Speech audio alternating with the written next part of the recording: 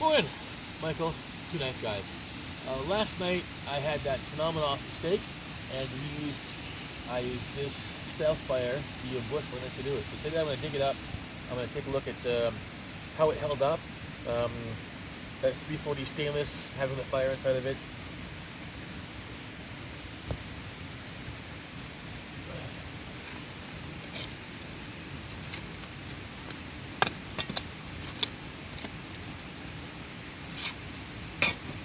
But yes, that is a cold steel spec style shovel.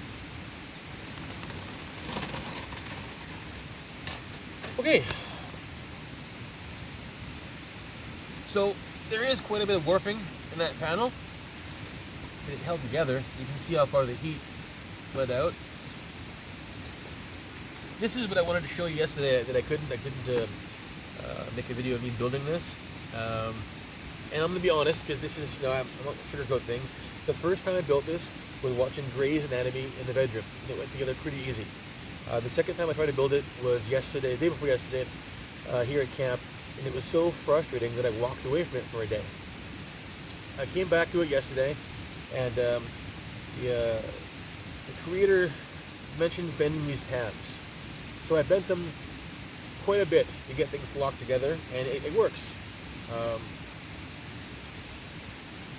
I mean, it works like a Dakota fire hole should. Once I got it going, it was really efficient. There was virtually no smoke. There was virtually no light above ground level. It didn't take a whole lot of fuel to keep it going and make that phenomenal steak. I'm going to grab one of the panels. And I'm going to show you what I mean by these tabs. A couple of things I can lock them together for you. Alright, so these guys right here. Now, when you're lining these things up to connect them into a long, let's do this the right way so the logo's the right way, into long panels, it's pretty easy.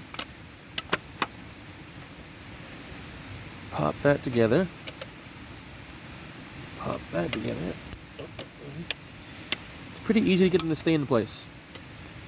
Right? A little bit of a twist on these things. Let me open up my multi-tool. See, a little twist is all they really need to keep from falling apart. But when you want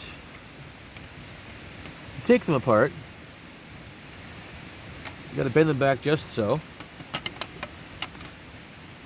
And this is a concern I have, because if I have to bend these every single time that much, over the long haul, how are they going to hold up? I hope they well, but time will tell. So, when you connect them to make the 90 degree, this is where you actually have to manipulate these things. And maybe I'm doing it wrong, but I'm torquing these things quite a bit to get them to lock together. Because otherwise, things just fall apart on you.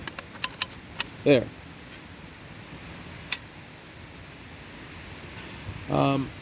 Again, the concern is over time, if I'm building multiple versions of this, taking it apart, putting it back together, bending these things every single time, longevity. How long before one snaps off? Are they going to snap off? I don't know. The pros and the cons. Let's just go over that real quick. This is unscripted. It's just me blathering about a cool toy I got and the awesome steak that I had yesterday. Back in the frame so you can see me again. Pros. It's versatile. It's modular. You can make a bunch of different kinds of stoves. This thing, small ones, bigger ones. That's cool.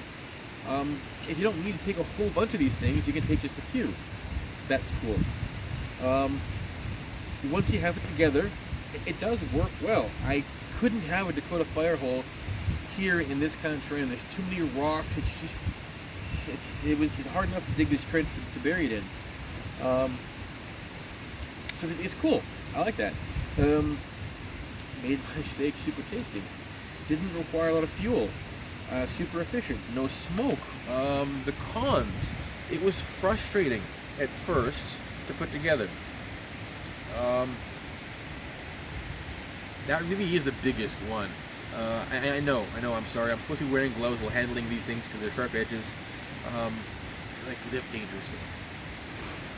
That's why I bear hunt with a bow. And have a spear as backup instead of a shotgun.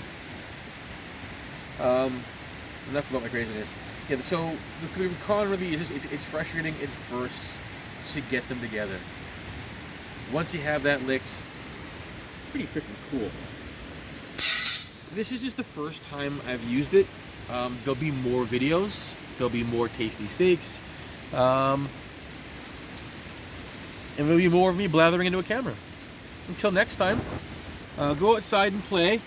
It's a pandemic, not the end of the world. And cut your own path.